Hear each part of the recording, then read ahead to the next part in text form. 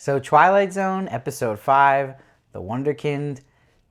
Okay, so if I said that episode 3 replay felt like a Lifetime movie, The Wunderkind felt like a Disney Channel original movie.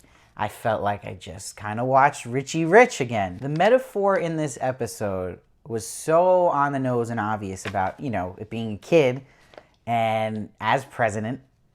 And it was supposed to represent what you could assume. Obviously, they're attacking someone like Donald Trump, who people can see as immature. What I like about this show in general is it's had some cool themes and thought out themes and timely themes, but they're not presenting them effectively. It's just not teaching you in a way to convince you about their theme or cleverly doing it and having a nice ship kind of transporting the goods to you. It's just, they can't think of a cool technology thing. They can't think of a crazy twist or kind of suspense they're not building. It's just the Twilight Zone part of it's not working. And the show is the Twilight Zone, so come on. What's a positive here though? John Cho, he's really great here. And this has been a positive in a bunch of episodes. I like the actors they're casting. They're all really good. The acting's not been a problem at all.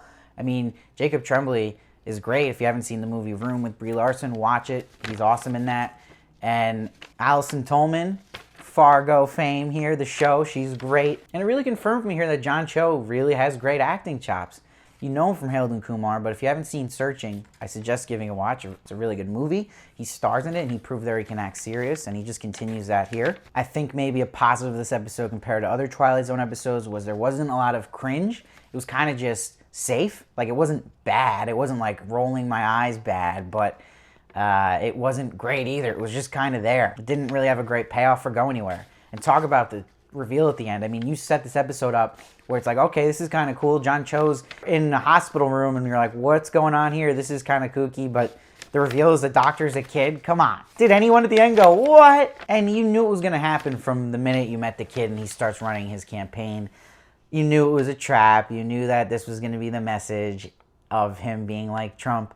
You knew this. So they gave you like all the goods right away like they did the last episode, which I was complaining about with A Traveler. So that's a big problem they have as well. They just kind of show you all their cards and expect you to still be on your toes. And that just kills it. And it just was boring. And it was almost too silly for its own good. They overused it. I mean, Jacob Tremblay dancing around and doing these songs was kind of hysterical, but like in a bad way. Like, why am I laughing at this whole episode?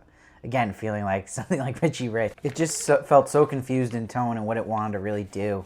It's just another disappointing Twilight Zone episode in this reboot. I will argue, though, that this one was a little better than Replay and A Traveler, the last two episodes. It went up a little bit, but not by much. It was just kind of there, but it wasn't bad like I thought the other two were. So I'm going to give this one a 6.6. Let me know what you thought of it down below. I'd love to hear your thoughts about this one. I read every comment, try to respond as many as I can. Please subscribe so you don't miss one of my reviews of the Twilight Zone. You'll see a playlist up top. You can watch any previous episodes I've done. And please follow me at SteveVarley1 on Twitter and Instagram for more of me. And I'll see you next time.